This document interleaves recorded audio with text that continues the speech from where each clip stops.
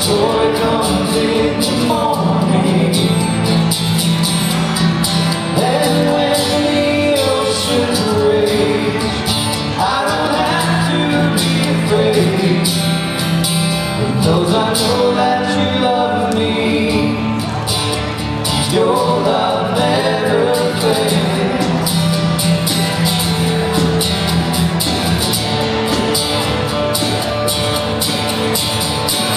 The wind is strong and the water deep, but I'm not alone in these open seas.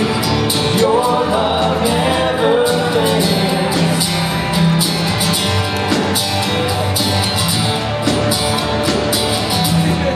Chasm is far too wide. I never thought I'd reach the other side. Your love never fails.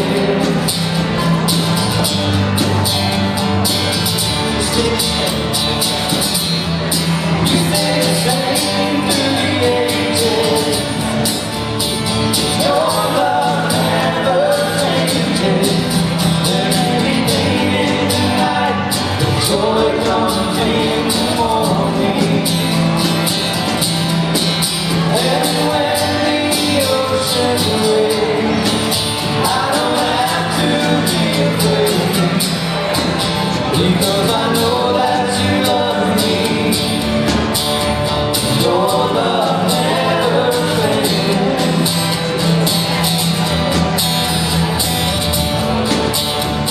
Your love never fails.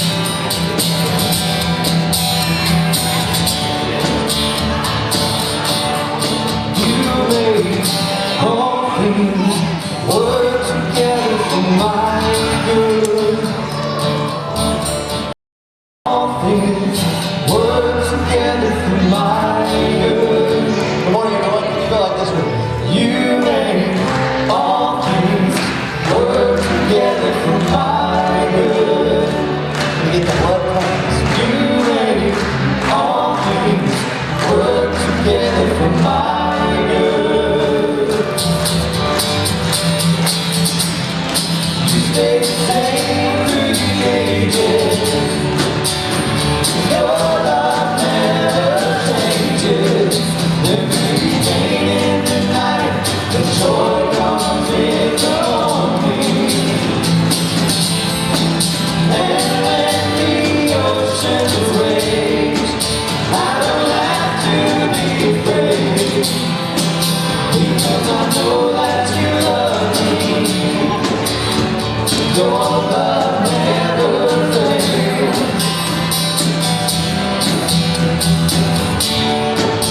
No, your love never fails.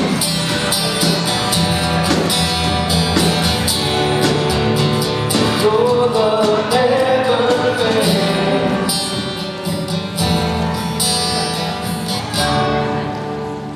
Well, good morning, everyone. It is wonderful to see all your smiling faces out there this morning. If you will, stand with me as we greet each other.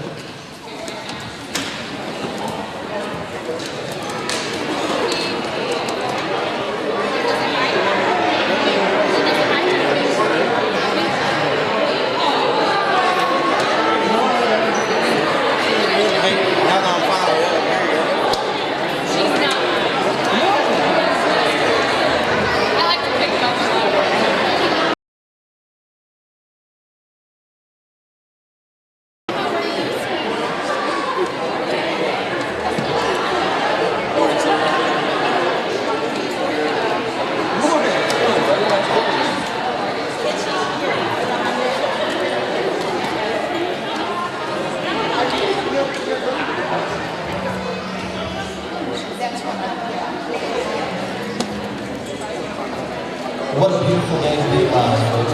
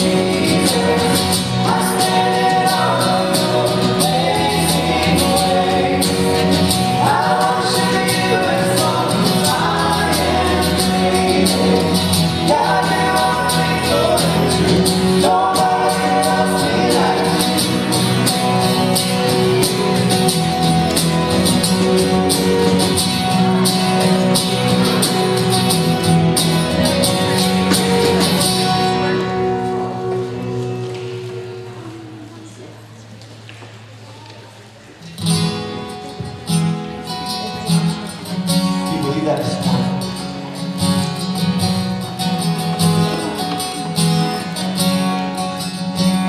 Sing this with me. You never will.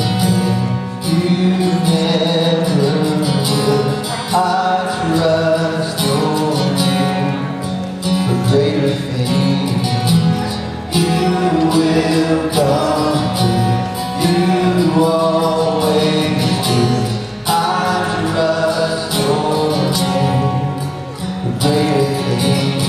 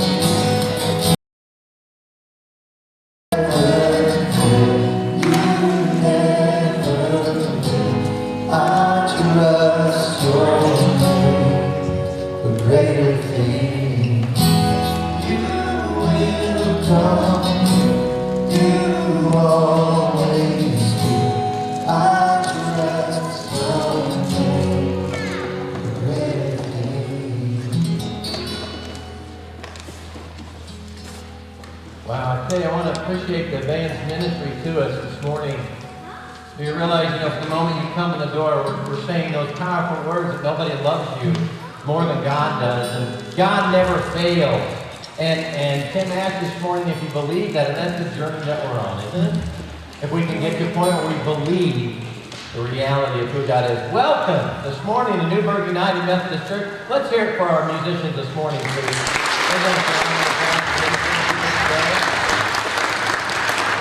We're so glad to have each and every one of you here with us today. And I call your attention to the Connect card, which you'll find in your bulletins today. It has that title because every single week we truly hope and pray that you will find a connection to one another, a connection to this body of Christ known as Newburgh United Methodist, but ultimately a connection to God and through a relationship with Jesus the Christ. So that is our hope and our prayer every week. We invite you to fill out the brief information on the front of the card that we truly might celebrate your presence. We never want you to feel that you're coming here in vain, that it's unnoticed, and we never want it to be obligatory.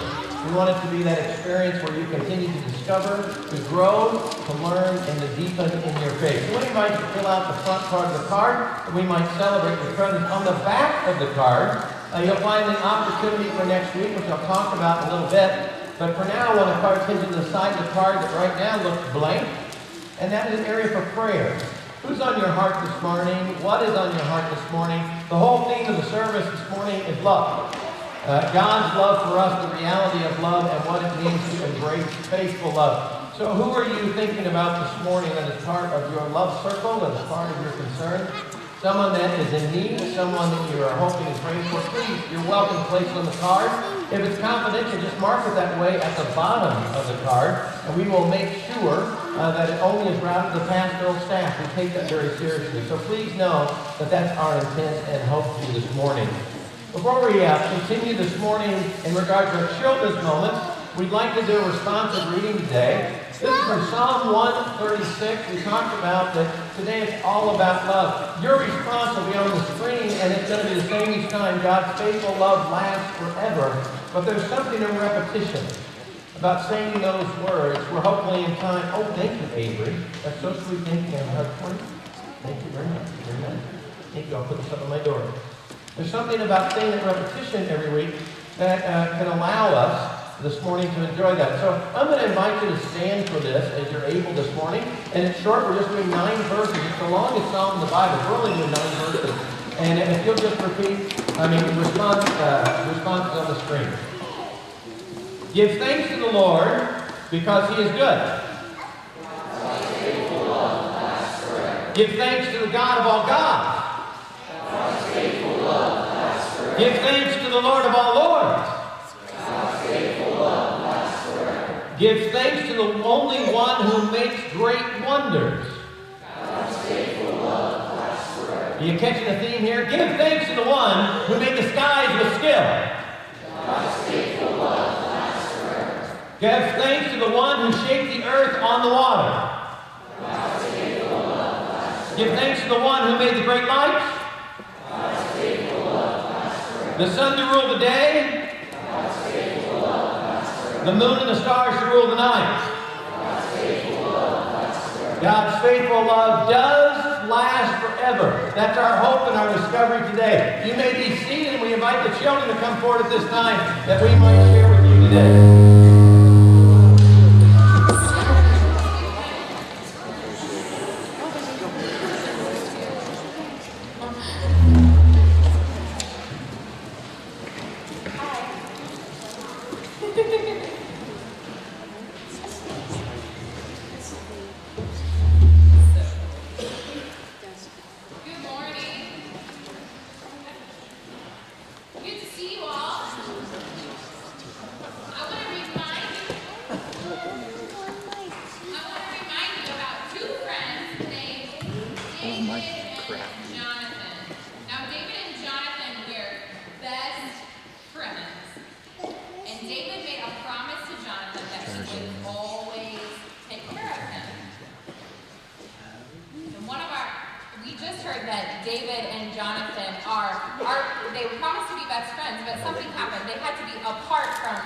one another for a very long time. So David came back to check on Jonathan and his household. He found out that Jonathan had died, and David still wanted to keep his promise that he would be friends and take care of Jonathan's family. And so David said, "Is there anybody else left in the household?" And he said, "There's this guy, and he has a name that I don't think you have a friend named this." Are you ready? Mephibosheth. Close?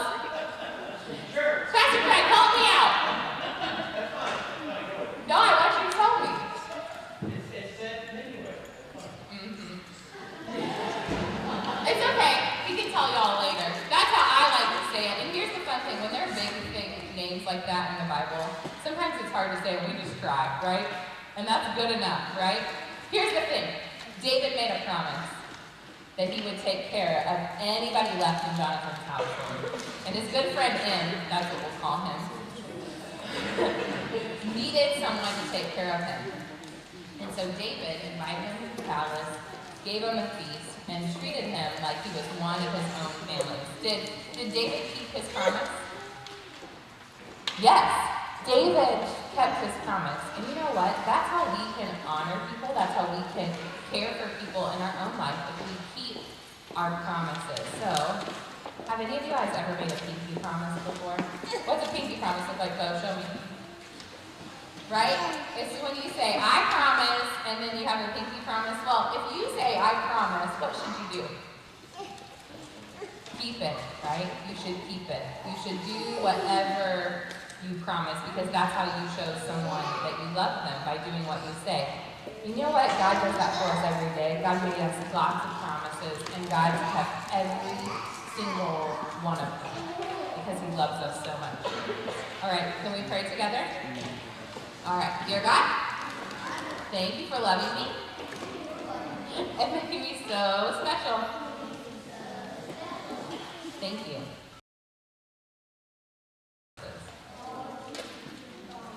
Help me keep mine.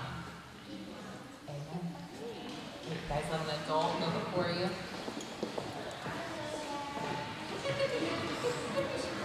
Actually, Suzanne, you said it absolutely correctly, so that's not giving you a hard time. Well, thank you. That's really cool. Put that on my door. You can do it right here. I'll put that on my door. I'm not sure which way it goes. You ever have that problem in your refrigerator? Thank you. Okay. Oh, that's what I need. Two opportunities. It says prime time on it. We have been given the opportunity of a fundraiser at Prime Time Pub and Grill. Any time today from 11 until 6, if you go and eat your meal there, 100% of your meal ticket comes back to the church. Let me say that again. You go and you eat your meal, get whatever you want, and 100% comes back to the church. This is a fundraiser that we're doing with them. We are their guinea pig first church to do this with. We're hoping to get to do it again. The money from this specifically is going to go for signage for our entire building and even outside, not a new outside sign, but so that when people come to a building, they have anxiety because they know exactly what get done from here at about 1 o'clock. I'll be there today. A bulletin with you or this insert.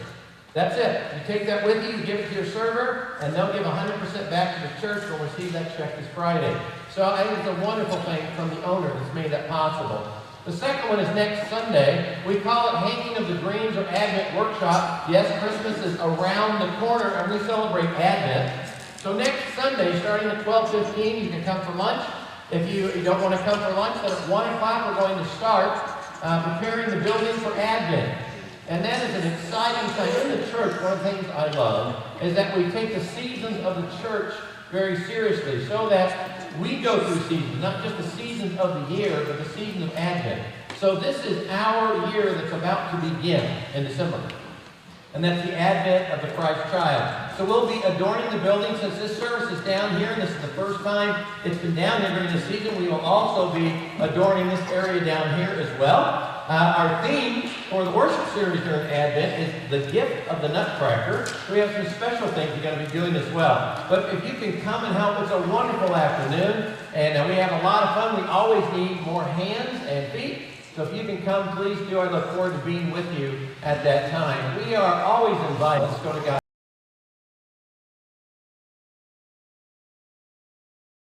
We give you glory.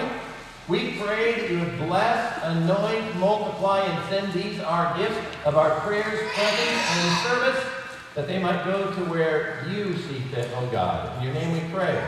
Amen.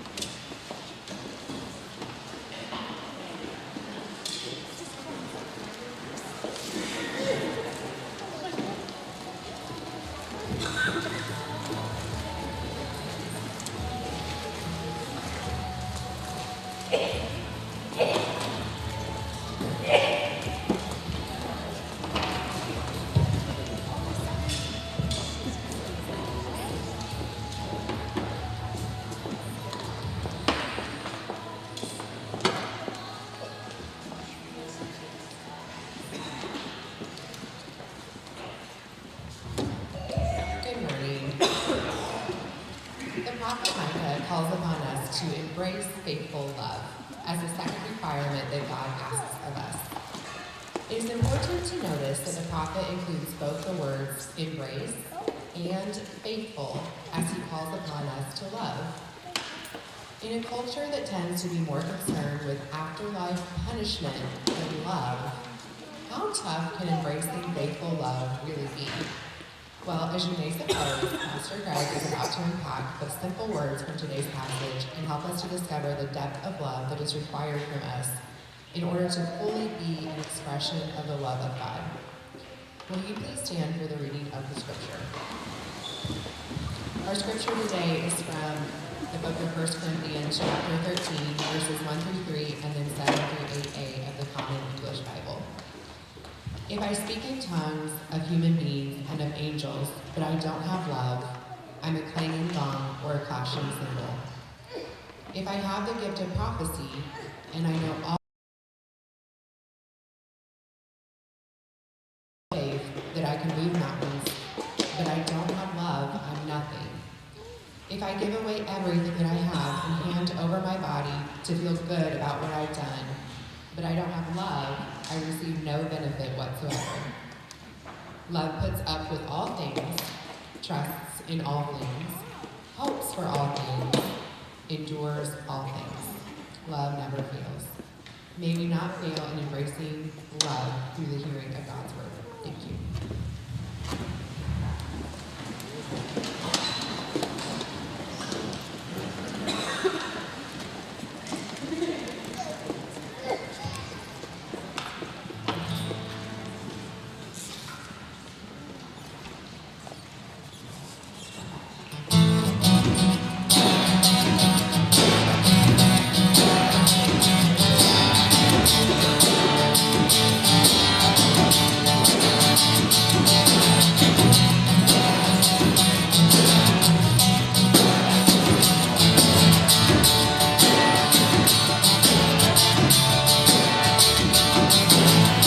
Trading punches with a heart of darkness, goes to blows, fear and torment. Never gonna just drift away. Part of you has gotta die to change. In the morning, gonna need an answer, so ain't nobody gonna change the sin. Gotta love and disappear. You gotta run your own self. Hold on tight a little longer. What's gonna kill you is stronger. Take it back up to the heart.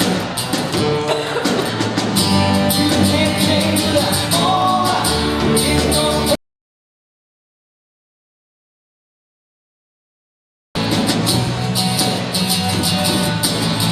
no situation can't be right.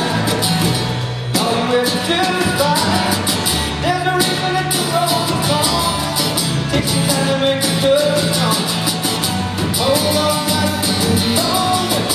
Hold on tight stronger. Get back to the heart. You can't change that. All right, it's gonna go stronger. Get back to the heart.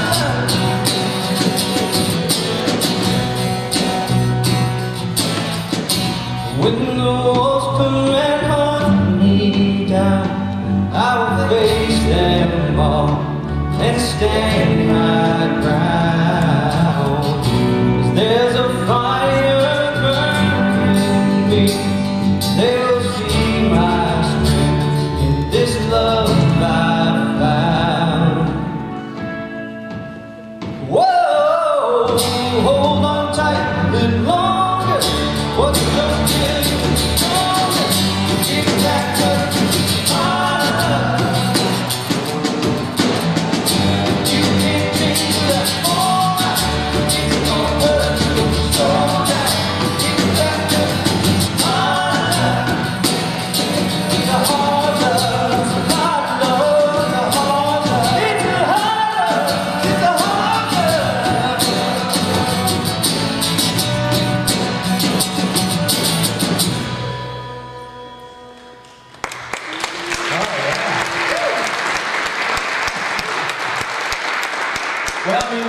because their song is echoing the reality of what we're about to delve into this morning. Because Micah continues to challenge us. And it's scripture that seems so simple, and yet it's not. We may recall from last week, we heard the full passage from Micah, which is the Lord requires of us to do justice, to embrace faithful love, and to walk humbly with God. Last week, the Reader's Digest version is that we were called to be just before we could do justice. And we learned that in order for us to be just, to do justice, there were a couple of things. That if we wanted to apply it, we needed to be prayed up, we needed to be filled up, and we needed to be lifted up. And that lifted up is the reality that doing justice does bring about suffering. And if we wanted to really implement that, we discovered that it needed to be God-led, God-fed, and God said. If God hasn't said it, we don't want to claim that it's God, because that has consequences. So today, we go into the second part of this three-piece experience from Micah, and it says to embrace faithful love. Now, I want us to understand something here. It doesn't say practice love. It doesn't say do love. It says embrace faithful love. So let's talk about the difference between embracing and hugging. Now, when we see people and we greet them, it's normal to give a hug, and there's there's that man hug where you give the other guy, you kind of go pat, pat, pat, pat, pat, because we're afraid to get too close to one another. And then there's just a normal hug with children. You saw that Avery came up this morning and just reached down and just grabbed him and you hug him. Hugging is an important part of the ways that we show affection, but hugging is not the same as embracing. Embracing is that experience when we see someone, we're surprised by someone we haven't seen for a long time, or we finally catch sight of someone we've been waiting for a long time, or someone that we never thought we'd get to see again. We see them and we come at each other and we do more than hug. We embrace. Embrace is that kind of holding on to one another when you don't want to let go. Because there's such safety in that embrace. There's such security in that embrace. And embracing is an act and of a deeper love than just showing affection. That's what I want to look at today. The reality of embracing faithful love. I want to give you three quick scenarios to help illustrate this before we get into the scripture. The first one is set in 1940. It is actually from a book and a movie, the same title, called The Notebook. And in 1940, there is a love story that comes out of this story, and it is between Noah and Allie. Noah and Allie lived literally on opposite ends of the economic spectrum, different parts of town, and as life or love would have it, they encounter one another. They do fall in love, but not with the blessing of the parents and families on both sides, or rather opposite sides of the proverbial tracks. And so their love is already challenged and admonished and condemned. But they continue to try and relate to one another, and then the war breaks out. Juxtapose that in the book and the movie with another scene happening simultaneously. It takes place in a nursing facility. In this long-term care facility, we have a man whose name we first discover is Duke, ironically. And every day Duke sits lovingly with his wife and reads to her from a notebook. And he reads to her a story from the notebook that is about Noah and Allie. After we watch that encounter for a bit, then we go back to the 1940s as this unfolds. Noah and Allie, the war breaks out. Noah goes off to the war, and Allie goes off to be involved on the sidelines of the war as a nurse helping out with soldiers. They're separated for a time, thinking they won't be part of their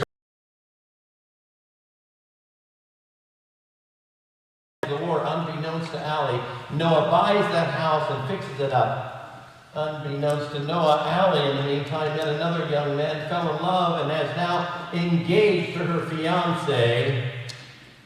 And as it unfolds, they encounter each other again. Embracing love is the fact that they have not let their love go. And they continue in love. And they continue to stay in love. And she goes back and tells her fiancé, and some pieces happen that ensue. to his wife this love story out of the Notebook, which is about Noah and Allie. And what we discover is that Duke is reading to his wife who has dementia. And her name is Allie. And Duke's real name is Noah. And it's the same Noah and Allie that we've been seeing in flashback. But now Allie's memory is fading. And when she discovered that she had dementia, she asked her husband in love to read to her out of that notebook every day, lest she would forget their love story. Are you feeling the embrace of these two? Where he's reading to Allie, and she has a moment of lucidity, and she says, how have you been? I love you. And they're in this moment, and then suddenly her mind is gone, and she says, who are you? And she becomes fearful, and she screams. And she backs away from the love of her life, and the nursing staff comes in and has to sedate Allie through the tears of Noah and his family. And the concluding reality is that we see one last time of Noah reading to Allie. He remembers him in those moments. She falls asleep in his arms. And the next morning, the nursing staff comes in to find the couple still embraced, even though their lives have ended and have gone on. This is not Romeo and Juliet. This is not a story where it's families preventing them only, and then one to embrace the suffering of dementia and of challenge and of not being known. Micah says, embrace faithful love. The faithfulness of that couple in this movie holds us in. And we wonder, could we do that? Henry Nouwen, Catholic priest for his whole life, he died in his 60s. Before he died as a priest, he, many books, I would send you that way if you're looking for spiritual direction and prayer and meditation. And Henry Nouwen was an academic.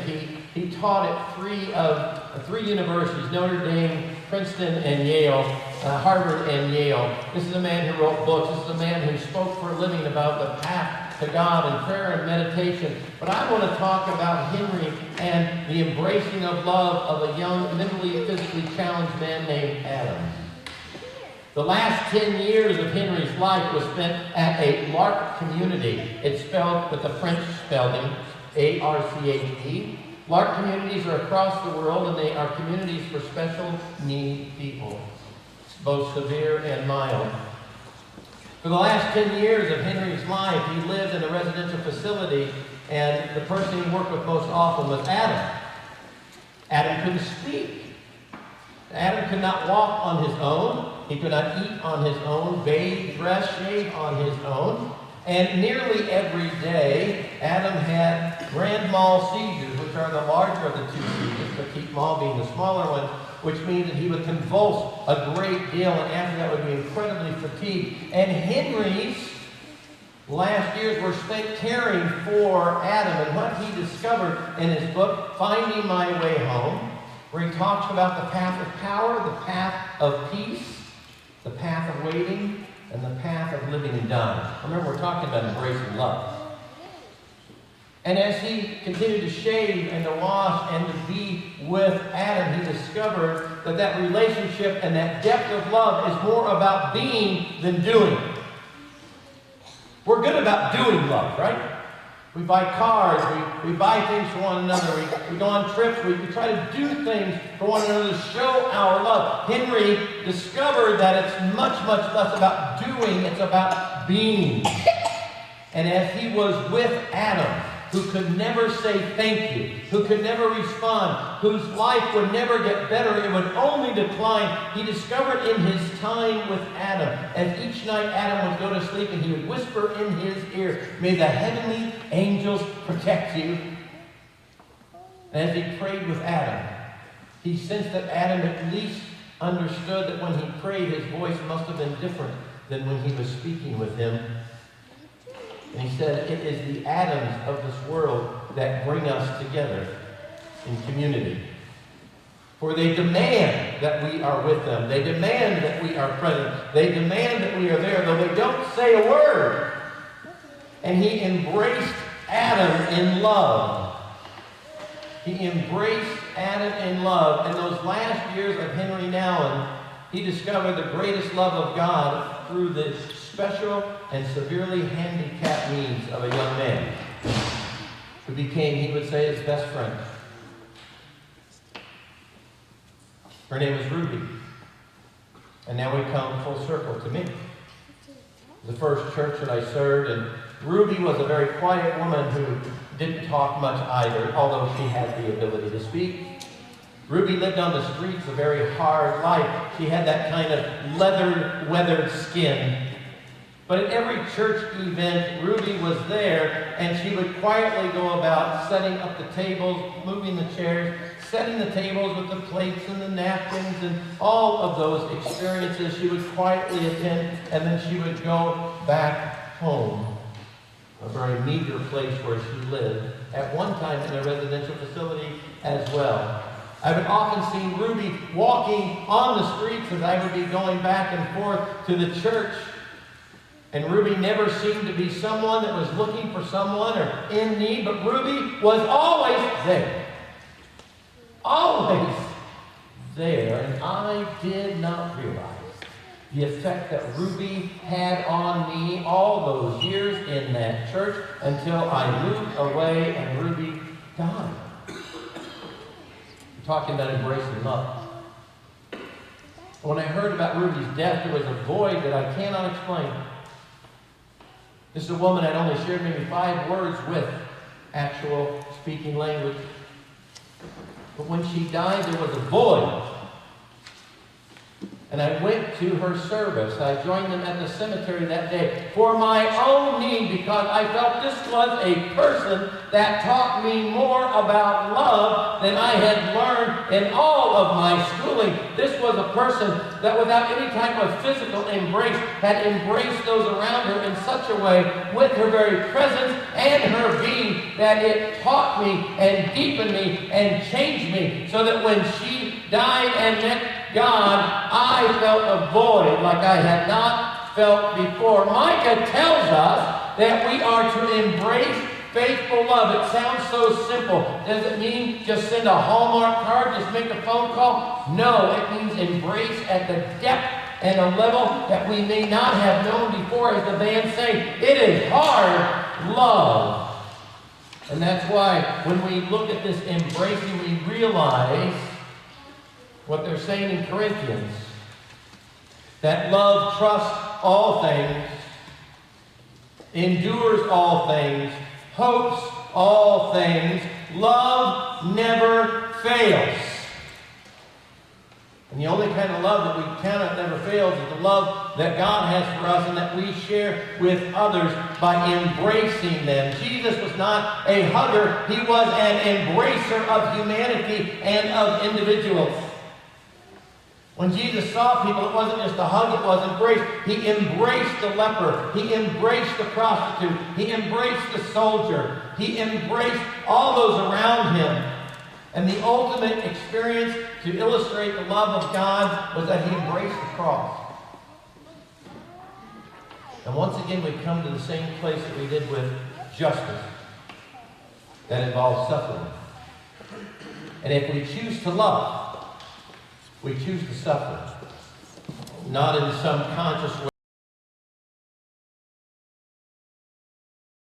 There is life, there is death, there are breakups, there are all kinds of experiences that get in the way, and yet if we are going to continue to love, we will experience that suffering as we embrace the love of God in all people. Love never fails. It endures all things. Finally, last weekend I had the privilege of doing a wedding in Mount Vernon for a young woman and her fiance, and I had done her baptism when she was obviously a baby. And I had the privilege to do the rite of marriage, and I stood with this young couple, and I had not met her fiance before. I just followed their life on Facebook, as so many of us do. And they wrote their own vows. It's been a while since I've had a couple that wrote their own vows. And they stood next to each other, and they faced one another, and he shared about their past and their present and their future, she began to cry, and she had to stop and she had to pause. Not a person in the place moved. No one chuckled. No one said a word. Because all of us in that moment were watching. That was not say those powerful words without feeling them. Incarnate come between this particular man and this woman. Micah's words are not simple. Embracing faithful love is not just embracing God, it's embracing all others, and it's being faithful in such a way that all of our relationships are authentic and real and at times raw, and that the good, the bad, the ugly, whatever it may be, we embrace in love, because there's nothing uglier than the cross.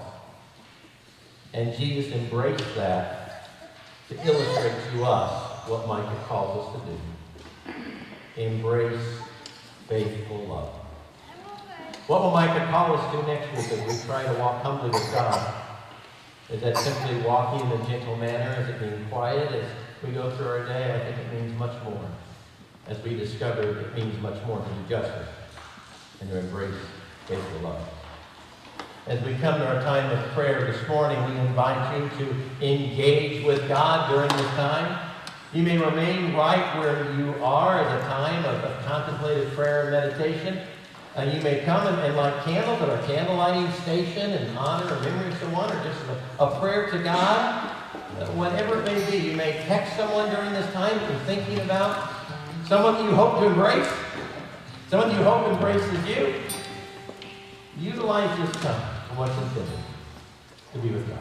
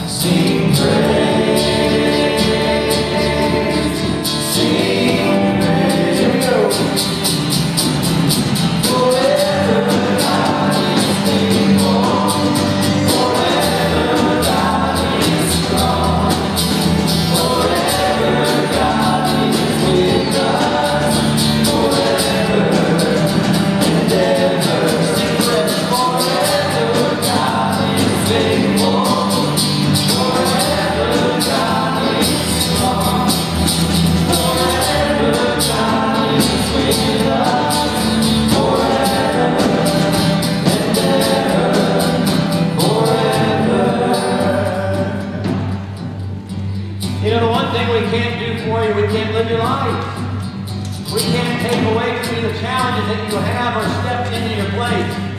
So we can remind you that you're not alone as you prepare to leave this place today. That God's love will last forever. That God's Son really does love you enough that He embraced the cross. And the Spirit of God will be with you long after this song is over. Thank you for coming. Go in peace.